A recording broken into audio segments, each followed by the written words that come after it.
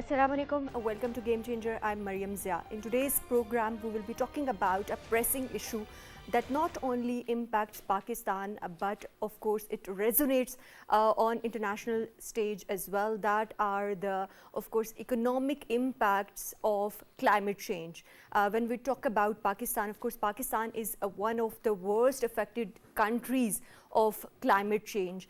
From droughts to floods, the economic toll of these climate changes are evident on different sectors across board in Pakistan. In today's program, we will be talking about, of course, the role that is needed and that is being played by developed countries when we talk about climate change, what needs to be done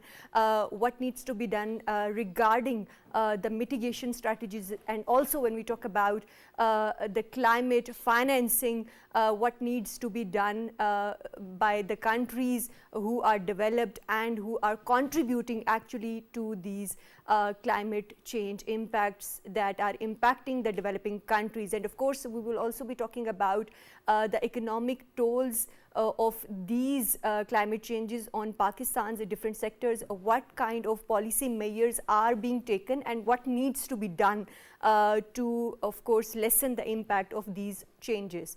To discuss this and more, we are joined in the studios by Mr. Munir Ahmad, who is environmentalist and climate advocacy expert and also Executive Director, DevCom Pakistan. Welcome to the program. We're also joined by Mr. Sheharyar, who is analyst. Welcome to the program. And we're joined online by Dr. Hasnain Javed, who is economist. Welcome to the program. Mr. Munir, let me start with you. Of course, when we talk about impacts of climate change in Pakistan, in the recent past, one of the key example is 2022 floods that impacted Pakistan. Can you tell us about the economic impacts of those floods on different sectors, and what do you make of the policy measures that have been taken by the government so far? Thank you so much. The year 2022 floods, the World Bank said that it was like loss of $30 billion. And that was much devastated floods in the history of Pakistan. And since 2010, we have been facing the same phenomena over the years, and it has accumulated the total cost beyond our our estimates.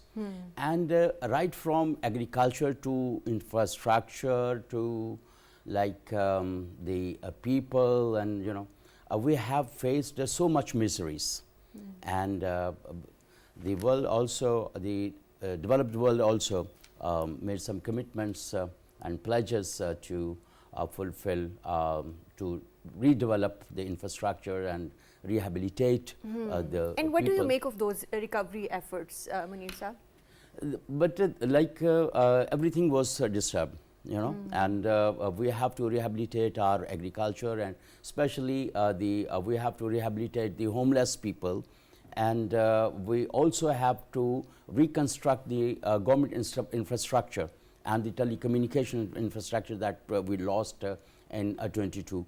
But still, we cannot cope up the challenges that we, faced, and there is a lot of shortfall of funds and finances.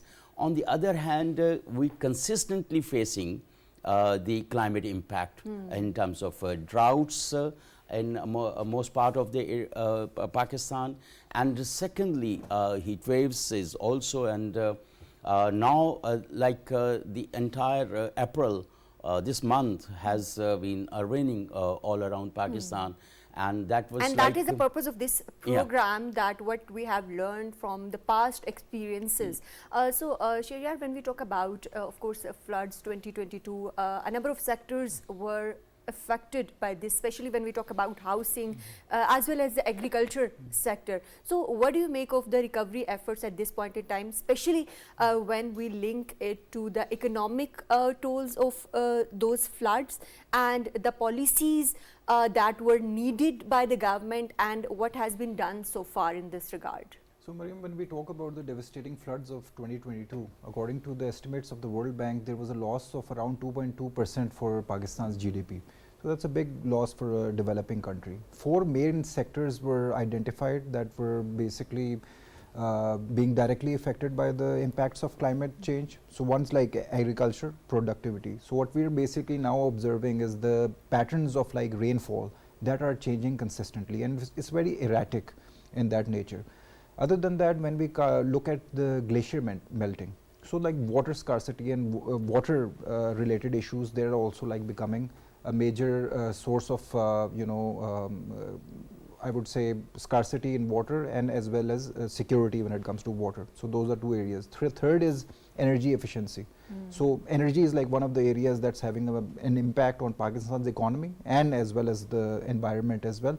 And other than that, obviously climate related disasters that Munir Sahab also talked about, floods, when it comes to glacier melting, when it comes to disasters, when it comes to infrastructure that is not resilient, when it comes to climate as well.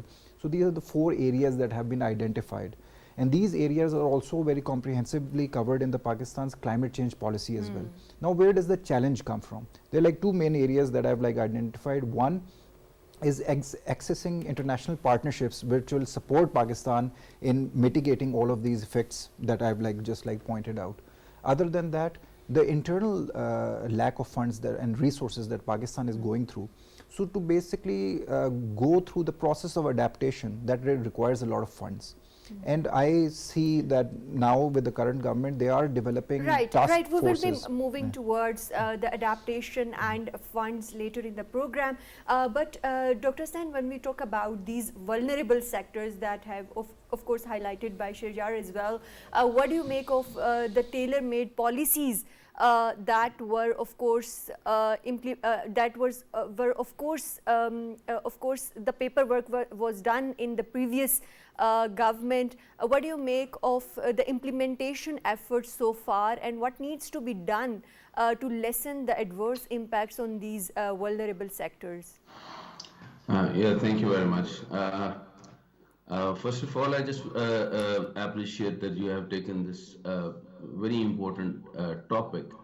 Uh, just to, remind you that we were striving hard for the $30 billion for rehabilitation. Out of that, just a 0.1% yet not been come, just 0.1%.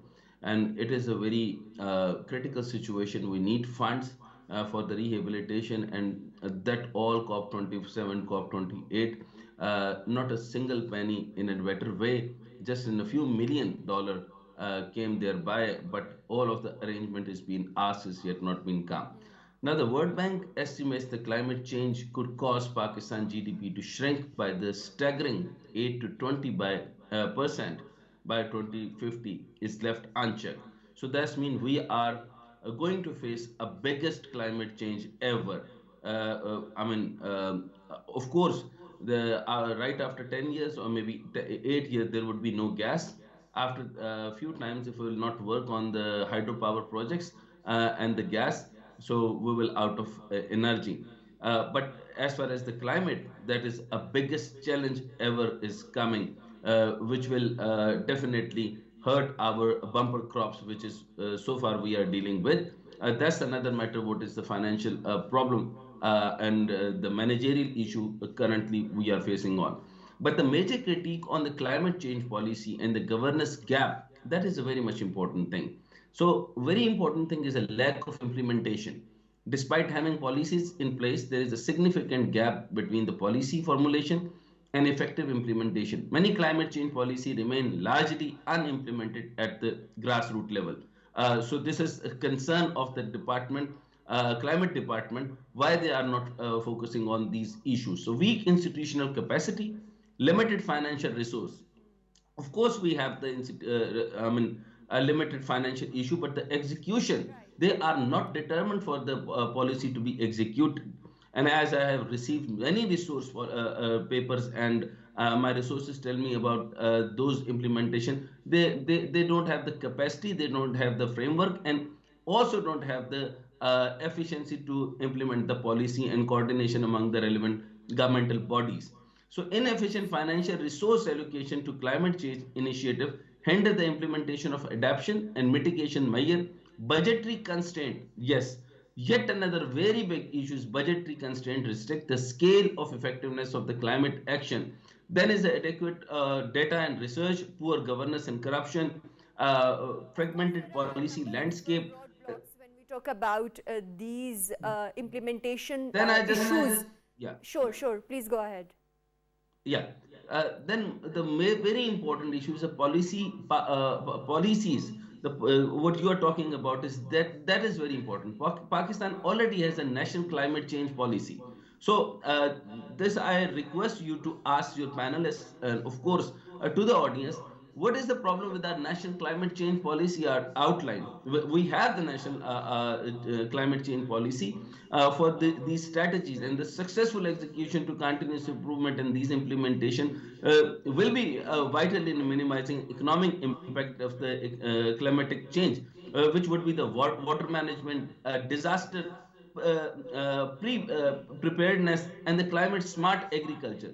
These three are the main areas where we can determine why not we are not executing all these Right, issues. right. That Of would be course. the question, and the later part I'll discuss. Of course, of course.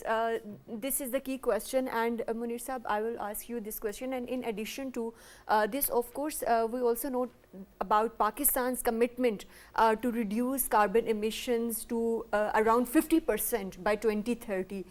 This is an ambitious target and goal. What would be the potential roadblocks in this?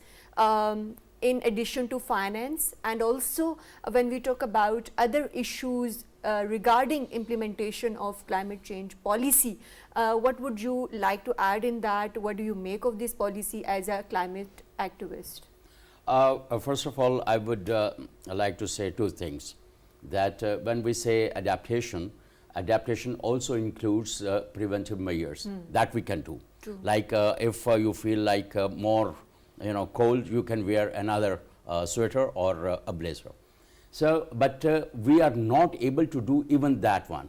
Like for example, the simple measures that can be taken at the grassroots level, at the local level, but we were not able to. Our people really don't understand, and they put everything on Allah. Right, And Allah will save us. Allah will save us. Yeah. But when you jump into the river, Allah will not save you, because He has given you some wisdom that you shall not jump into the river or build anything on the pathways of the river. Right? So that is the one thing. That most of the losses that right. So Munir Sahab, of course, you deal with people as a climate activist, and I remember in our previous discussion on climate change as well, you told us about the resistance you face by these people. So what kind of awareness measures are needed, and are these awareness strategies also included in the current climate change strategy of Pakistan? Basically, we need to have some local enforcement strategy, or like some mechanism to compel those people to and to make them understand that you also have to safeguard something, and that is very important, and they have to take preventive measures. As the second most important thing is the management of the resources that we have. Unfortunately, our management policies are very poor, and as the other speaker said, the governance gaps, there are so many governance gaps. We have wonderful policies and wonderful governance at the upper tier, and at the local level, we really compromise on the measures, and we don't take such steps and don't develop. I don't know right. what is. So what kind of policy, specific policy, can you tell us 2-3 specific policy interventions that are required when we talk about the ambitious goals of reducing carbon emissions to around 50% by 2030? Look, firstly, we have to educate the people about the carbon reduction, and they should be minimizing their carbon emissions. whatever they are doing. For example, the transport system, the second the industry, over the carbon emissions of the industry, and the third is very important, that we need to stop deforestation. Rather, afforestation is more important for us. We at least every household grow like one or two plants around their house, so that that's how we can do. And we need to educate our young people studying at the schools and the colleges and the universities. We need to engage them into green practices. If they and we have like maybe 20 to 50 million people. If everyone contribute his part of effort to to reduce carbon emissions, or like to plant, or like to add more into green, reduce his or her own carbon footprint. A couple of days back, before going to Saudi Arabia to World Economic Forum, that Prime Minister chaired the National Climate Council meeting, and there was much debate on the carbon credit market, and what could be Pakistan's carbon credit policy, and how they shall. And I believe like in a couple of weeks we will come up with a new framework, that what sort of measures we can take at ground, and how the public and private partnerships can develop, and how communities can be mobilized. I believe like the triangle of government, private sector and communities need to be developed. The participation of communities is very important. At the same time, we have a lot of these frameworks, but implementation remains the key question. What needs to be done in regards to that? I'll come back to that question later. But Sheharyar, when we talk about climate change and economic toll on different sectors, of course, financing remains a key issue. And when we look at these multilateral institutions like ADB, for example, Pakistan receives the least funding from ADB. What, in your view, are the reasons for that? And also, how can Pakistan leverage its partnership with other countries to maximize these climate financing from ADB and maybe other countries and other institutions? So, Maryam, will and support from the international community is there. And they have also identified Pakistan as one of the most vulnerable countries when it comes to the impact of climate related disasters. What I basically see is the national commitment from Pakistan's side is still lacking. It's not there at that extent at which the devastation is there, the emergency is there. But at that time, what we see right now is a strong national commitment is required. Now that the new government is in place, we still don't have a minister for climate change. There is a coordinator, and she's a very capable, politician. But when we talk about climate change, it's a very technical subject. When we talk about international financial institutions, like you mentioned, like the Asian Development Bank, the World Bank, when we talk about the Green Climate Fund, these are very technical discussions. These require technical proposals and technically sound climate environmentalists and climate engineers who are required to even develop proposals up to the standards at which we can apply for these fundings. This funding is there internationally and globally for all countries, and Pakistan is one of the countries that deserves these fundings the most. So what I basically see a national commitment in which there are dedicated, educated and specialists of climate change. So they're still missing at the national level. On our part that we couldn't convince ADB to give that much funding, of course, keeping in mind the impact or the context.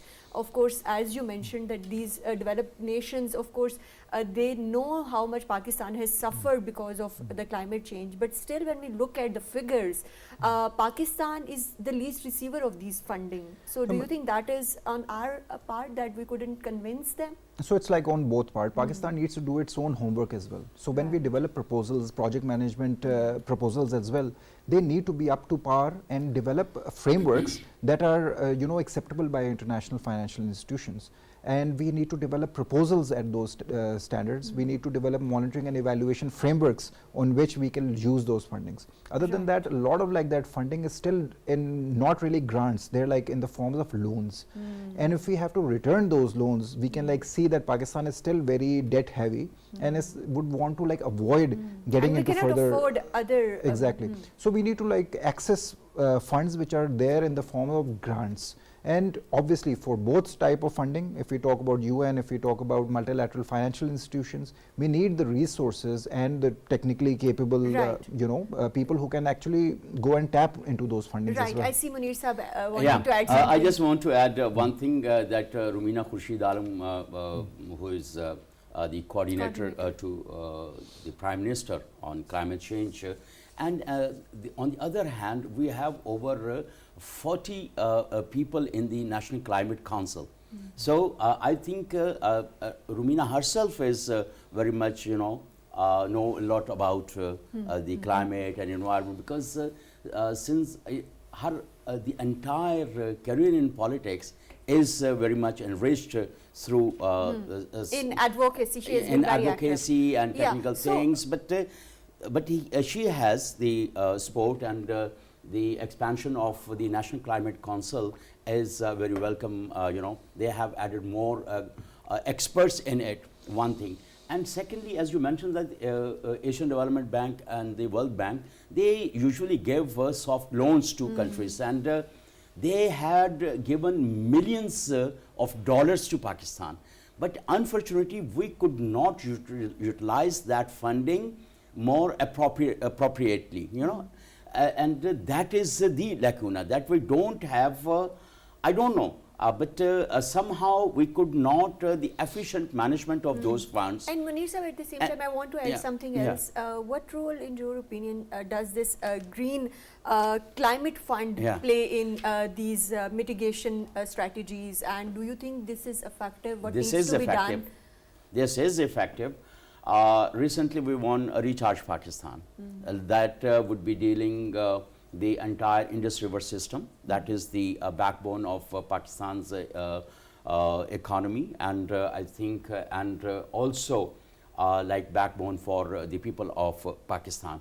And I believe like once we have efficient management of Indus River system, and it will help Pakistan to recharge the underground water and manage the water that comes to our land through like monsoon and other rain system or the glacier melt.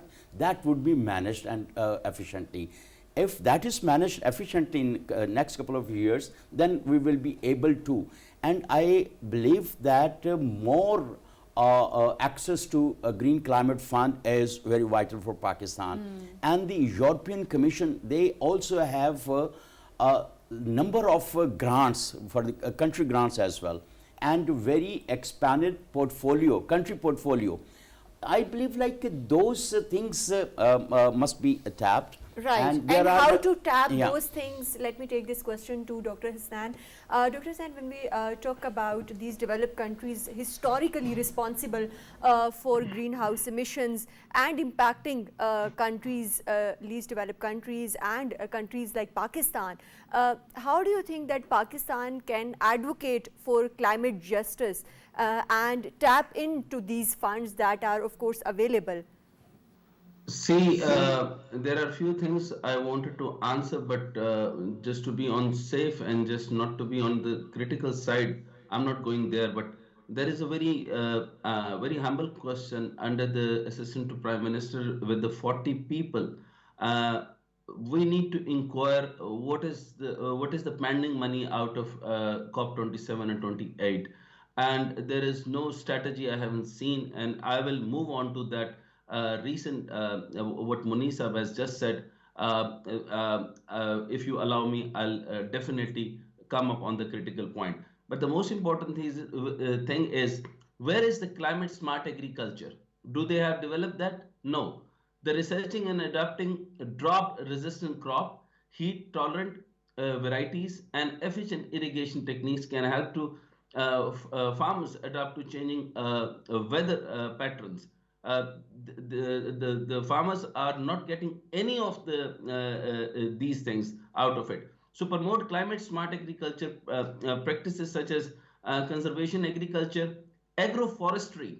They don't have any clue about the agroforestry, and believe in me, these I just talked to Islamabad in some of the department under the assistance of the climate, and I asked them to why don't they work on the agroforestry? They are not working on, and then it's a precision farming, and they didn't work on the precision farming, providing the farmer with the access to climate resilient crop varieties and technology. So where are the technologies? They didn't work on it. Renewable energy, shifting from the fossil fuel to wind, solar, and hydropower can reduce the Pakistan greenhouse gas emission and improving the energy security. The recent announced focus on renewable and electronic vehicles is positive step, but feed in tariffs, subsidies, and the tax incentives. They are reducing the subsidies and taxation on this. This is very much necessary to give the subsidies and taxation incentive, provide subsidies and taxation incentive to renewable energy projects to make them financially viable. This is very important, but they are reducing down net metering and implement net metering policies to allow consumer to sell excessive renewable energy back to grid. This is one part. Second part is energy efficiency policy, promoting the energy efficiency appliances, building an industrial process, and significant reducing energy consumption. Pakistan and other developing countries like Pakistan needs technical, of course, technical know-how from the developed world. What kind of collaboration do you suggest? Of course, we all know about the roadblocks, but can you give us 2-3 policy measures that are required at this point in time, keeping in mind the context of all these roadblocks in place? Very right. They have already collaborated. They make the feasibility, they make the framework, but they are not implementing that because already they have most of the companies have charged for the feasibility and pre-feasibility reports. We have paid the money, by the way, and we have the National Climate Change Policy (NCCP). I will talk on it, but just let me give you a little very important thing: fund, grant, and anything else. Which, for example, if they give us a grant with a zero interest rate, every single bit of the price has the interest rate. They are giving us on the interest rate. Still, they don't never came up with any single penny because it has not been executed even from the international bodies. So so what was the promises? Islamic Development Bank 4.2 billion, Asian Development up to 1 billion over 3 years. United States additional 100 million, European Union 10 million of the dollars, France 385 million, emergency aid, Germany 90 million. So now, in your question, now I'm not going to give any critique. People knows and you know it better, and you have to ask them the concerned advocacies to reply on that. Now, the National Climate Change says the adoption in the 2012 and updated 2021 and 22. The NCCP goal is steer the Pakistan toward the climate compatible development and low carbon development. Now, the very important thing is how can we go carbon? We are not producing any carbon thing. Let me take the discussion to the studios. Of course, there are a lot of issues, Sheharyar, when we talk about financing and utilization of these funds. But when we look at the funds and the economic impacts that have been on different sectors in Pakistan by the climate change, and of course Pakistan is not responsible for that. What kind of innovative mechanisms, in your opinion, Pakistan can implement or utilize to diversify these financing, or when we talk about the climate financing for that matter? So Maryam, when we talk about adapting or taking on board whole of a nation approach, what it exactly means is that when we start like developing our national budget, which this discussion will already start next month. So what are the key sectors that are vulnerable to climate change? We have the whole framework available under the auspices of the National Climate Change Policy. The key sectors that are most vulnerable are noted down in that policy.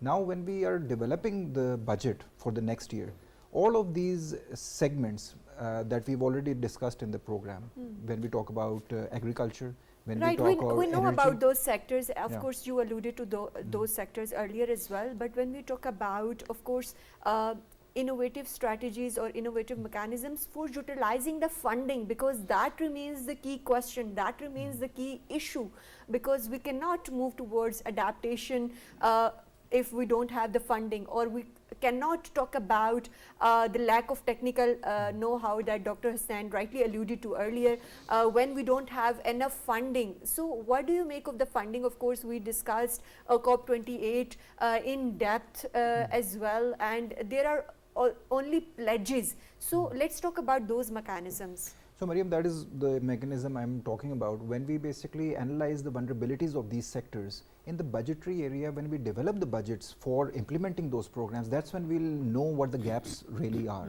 And when we talk about the whole of the nation approach, it cannot be that the development sector works with the civil society and they basically target certain sectors. The most they can do is advocacy, the most they can do is education of the masses on how to basically take forward adaptation techniques. When it comes about whole of the nation approach, then the budgetary constraints are the first thing that basically come into the foray. And that is where, if we are developing a budget, we need to know which projects we will be implementing. When we talk about the PSDP, when we talk about agricultural policy, when we talk about industrial policy, energy policy, all of those policies have to be integrated with the national climate change policy as well. And that's when we will know what the gaps in the budgetary constraints are.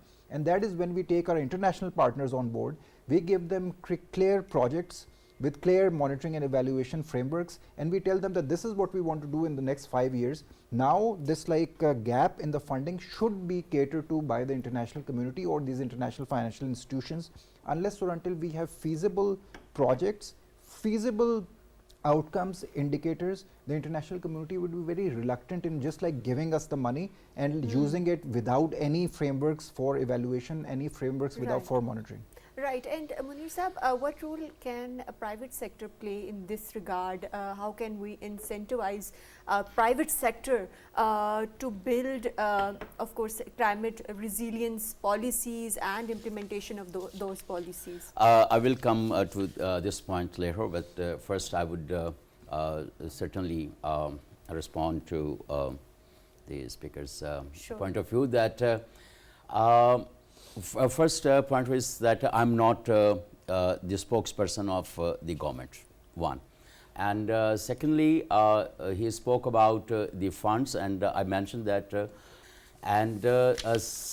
sometimes we also don't prioritize.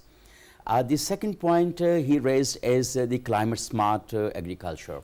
When the 1.5 years of the last government, before the interim government, we signed a couple of agreements with the Korea and a couple of other countries to develop climate smart practices.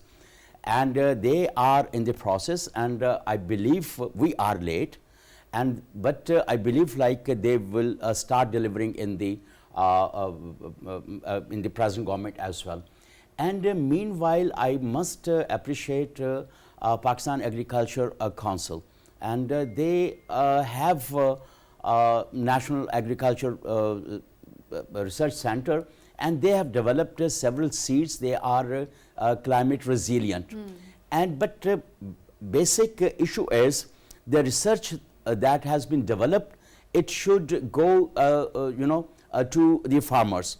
And I have faith on the system, though it is quite a sluggish system that we have, but it would start delivering, because at this moment we need these researchers go out to farmers. And right. The third point that Dr. Saab mentioned is about the COP, COP27, COP28, and Pakistan's performance over there. Pakistan's performance has been fairly, I would say, appreciable. And it was Pakistan's diplomacy and Ethiopia's diplomacy Pakistan presented- that facilitated the establishment of loss and damage fund. Right. But now it's up to the rich countries to contribute into. And on the other hand, like 28 years have been passed of the Conference of Parties, we see much less progress on it. It is not only for Pakistan, but it is for the entire world that the developed countries somehow all the conferences, all the negotiations could not convince them to contribute into. Right, Now, right, but- now the private sector. Right. Because government can give good policies, and they can also try to enforce. Most of the policies that we have seen is not implemented in lateral spirit. I agree to my colleagues here in the panel. We need to incentives that in your opinion we can give so that we can lessen the impact in these vulnerable Yeah. industries or Yeah. sectors. One is we need to have the climate resilient industry. Government of Pakistan can incentivize those industries, or can ask, like, you will have the tax rebate if you take up the climate resilient industry, and if you reduce your carbon emissions, and you buy new equipment for your industry, one thing. Secondly, they can also attach some incentives if they take care of the communities around themselves. Pakistan industry every year have billions of rupees in the CSR, but most of the CSR fund is not spent very efficiently. I think if government makes some mechanism, as the government has already made for the telcos and IT companies, and they have developed a research fund with the support of the telcos and the IT companies, and they contribute into the research and development fund, and that is used for the information technology and telecommunication infrastructure, or engaging universities into researches. And I believe if the CSR funds can, there could be a mechanism of using CSR fund to improve our sustainable development goals. Of course, that is also very important. Dr. Hasnain, I just have 1 minute left. Briefly tell us, of course, you alluded to the roadblocks when we talk about implementation strategies as well as other issues, but can you tell us about some of the measures that Pakistan needs to strengthen its legal as well as other regulatory frameworks to ensure the implementation of agreements like Paris agreements and other our own national policies as well? Maryam, with the shortage of time, let me tell you, NCCP must have to revive where it says that shift of the 60% of renewable energy and use of the 30% electronic vehicle, and ban coal import and expand a nature-based solution. Please come out of the Western ideology and think like a make in Pakistan. We are not producing coal power projects, and the most what I can say about this, the zero IT tax, zero building tax, zero smallholder tax on the taxation, and they must have to facilitate the solar power projects with the zero interest rate and facilitated by the government. And believe in me, Recharge Pakistan, I wanted to criticize that one, but there is no time, in shortage of time, but they must have to think. No, the roadblocks, we need concrete measures, of course. Ji, please complete. Pakistan is the victim of this climate thing, and we are not producing. Last line, I'm saying this: we have to dark before we green. China is dark before they green. America was dark before they green, and we are not using any carbon. So why you are pointing out on these? the government, Right. they must have. Thank you very much. Unfortunately, we have to close it here. I thank all three of my panelists for their valuable input. And of course, when we talk about the economic tolls of climate change, all of us have to play our part, not only on individual level, but government policies need better implementation. And also, the developed countries also need to play their part. That's all from Game Changer tonight. Take care. Allah Hafiz.